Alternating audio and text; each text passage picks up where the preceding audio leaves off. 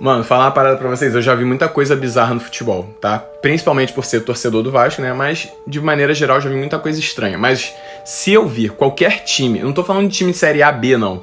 Qualquer time de várzea buscar esse cara aqui, contratar esse cara aqui pra ser dirigente do clube, eu vou achar um dos maiores absurdos da história do esporte. Porque esse incompetente aqui, ele simplesmente é responsável de montar um dos piores times da história do Vasco, se não o pior, né? Com um dos melhores orçamentos da história do time também. Ele teve 100 milhões pra fazer contratações no início do ano.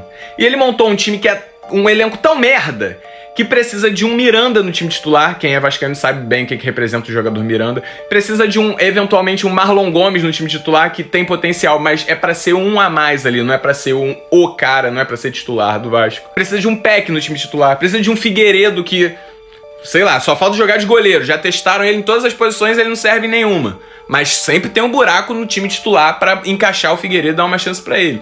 Porque o elenco é limitado e o trabalho é desse infeliz aqui. Aí começa o brasileiro e o incompetente aqui tenta preencher os buracos que estavam no elenco. Quem que ele traz? Ele traz o Maicon, que era terceiro reserva de um dos piores Santos da história. Ele traz um tal de Carabarral, que era terceiro reserva de um dos piores Santos da história. Ele traz um tal de Juan Cruz, que era terceiro reserva de um dos piores Santos da história. Essas são as contratações de Paulo Brax para tentar melhorar o elenco do Vasco. Aí a gente chega agora na janela de meio de ano e dos nomes relevantes que o Vasco tem tentado buscar pra reverter essa situação, ninguém quer vir, porque não tem clima pra jogar no Vasco. Não tem, a fase é uma merda, a torcida tá puta, ninguém quer vir. Essas contratações que estão tentando agora deviam ter sido tentadas no início do ano, quando o clima era bom, a torcida tava em paz, a SAF tava hypada, mas não, acharam que o elenco que tava montado ali era o suficiente para aquele momento. E aí qual que é a cereja do bolo, parafraseando outros aí, do trabalho desse infeliz aqui? Ele tá oferecendo 1,5 milhão de salário pro Diego Costa pra tentar trazer o cara no desespero. Diego Costa que, pô, tem uma história legal, pode ser um cara que chegue aí e impõe um certo respeito no adversário, pode ser que ajude, beleza.